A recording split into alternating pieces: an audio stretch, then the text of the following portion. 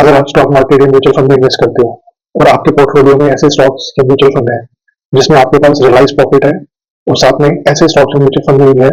जहां पे आपके पास अनरियलाइज लॉस है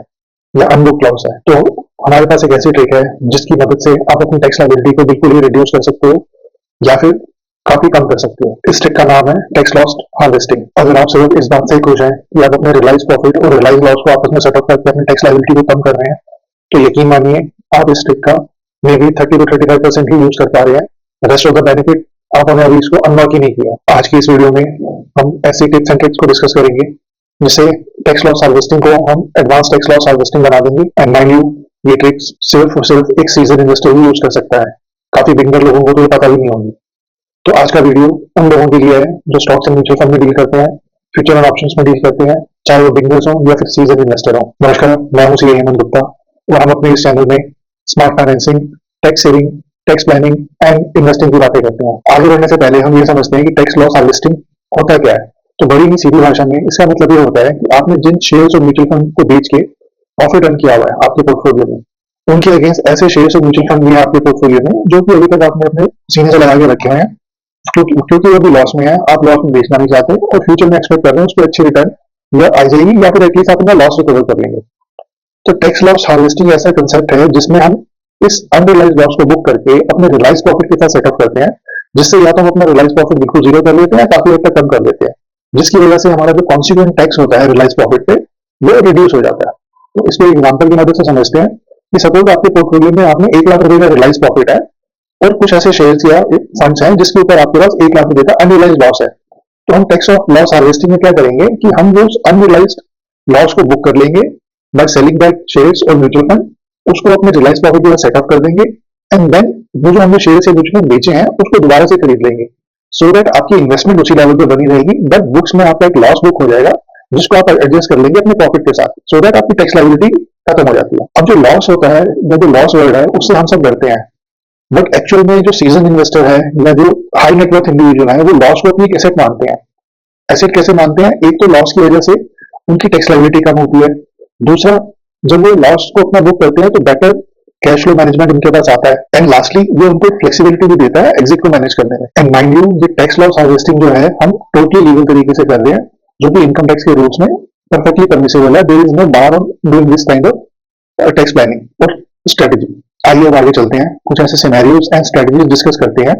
जिनके बेसिस पे हम टैक्स लॉस हार्वेस्टिंग करते हैं। सबसे पहले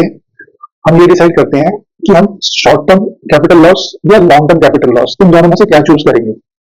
आप देखिए, शॉर्ट टर्म कैपिटल लॉस और लॉन्ग टर्म कैपिटल लॉस में जो फर्क होता है वो फर्क ये होता है कि शॉर्ट टर्म कैपिटल लॉस जो होता है वो लॉन्ग टर्म लॉस के साथ भी सेटअप हो सकता है एंड शॉर्ट टर्म लॉस के साथ भी सेटअप हो सकता है, and long term capital loss सिर्फ लॉन्ग टर्म गेन के साथ ही सेटअप हो जाता है। तो जो स्मार्ट इन्वेस्टर होते हैं या इन्वेस्टर विद हाई नेटवर्थ होते हैं उनको ये चीज का पहले से आइडिया होता है, तो कई बार वो डेलिबरेटली क्या करते हैं कि अपने लॉन्ग टर्म लॉस को लॉन्ग टर्म बनने से पहले शॉर्ट टर्म लॉस की कैटेगरी में ही एडजस्ट कर लेते हैं, सो दैट उनके पास वो फ्लेक्सिबिलिटी रहे कि फ्यूचर में वो शॉर्ट टर्म लॉस को लॉन्ग टर्म के साथ एडजस्ट कर पाए या फिर शॉर्ट टर्म के साथ ही एडजस्ट कर पाए। अगर आप सोचें तो आप कुछ लोग ये बोलेंगे कि लॉन्ग टर्म कैपिटल का जो गेन होता है वो लेसर रेट ऑफ पे टैक्सेबल होता है, शॉर्ट टर्म का हायर पे टैक्सेबल होता है। तो इसमें कोई समझदारी की बात नहीं है कि आप हायर रेट ऑफ टैक्स की जो एसेट है उसको लोअर रेट ऑफ गेन के साथ सेट ऑफ करें, तो ये बात बिल्कुल ठीक है। लेकिन अगर आप सोचें कि ऐसा सिनेरियो भी तो हो सकता है कि आपके पास लॉन्ग टर्म का गेन हो लेकिन उसके अगेंस्ट एडजस्ट करने के लिए आपके पास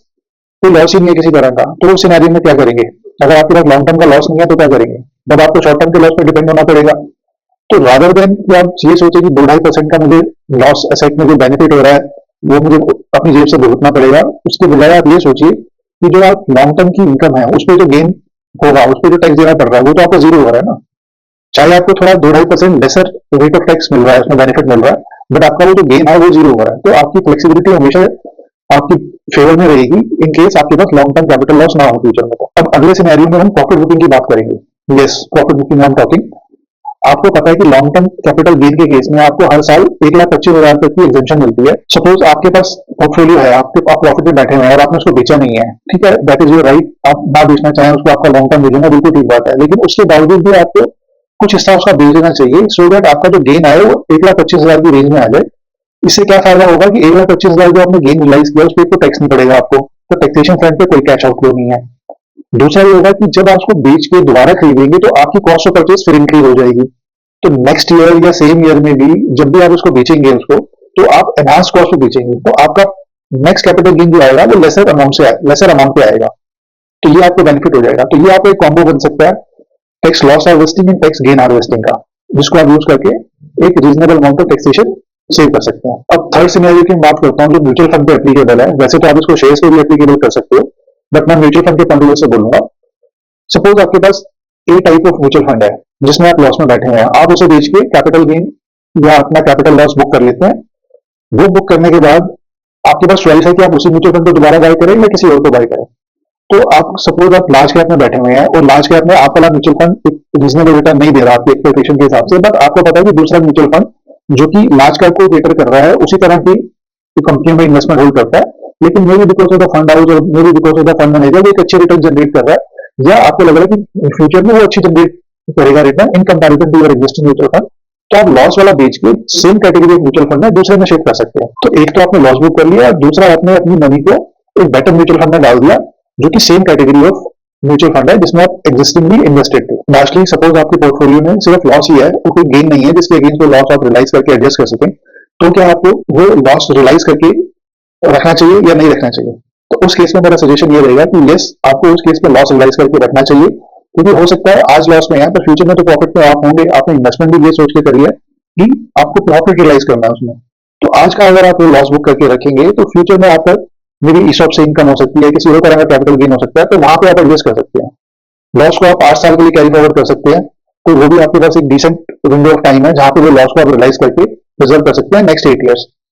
तो वो भी आप बेनिफिट उठा सकते हैं, क्योंकि जो हाई नेटवर्क इंडिविजुअल होते हैं वो इस चीज को रियलाइज करते हैं कि अगर हमारा लॉस भी हो रहा है तो हमें उसको एसेट की तरह यूज करना है। वो एसेट आज हमें काम में आ रही है तो फ्यूचर में काम आ सकती है हमें। बट लेकिन लॉस कैरी फॉरवर्ड के केस में हमें एक चीज का ध्यान रखना है कि हमें अपनी रिकॉर्ड्स अच्छी तरह से मेंटेन कर दिया, आईटीआर टाइम से फाइल करनी है, और अगर ऑडिट एप्लीकेबिलिटी होती है हमारी तो वो हमें करवा के रखना है। अब फाइनली एक क्वेश्चन आता है कि हमें टैक्स लॉस हार्वेस्टिंग कब करनी चाहिए? साल में हम कभी भी कर सकते हैं या क्लोजर द ईयर पे करनी चाहिए?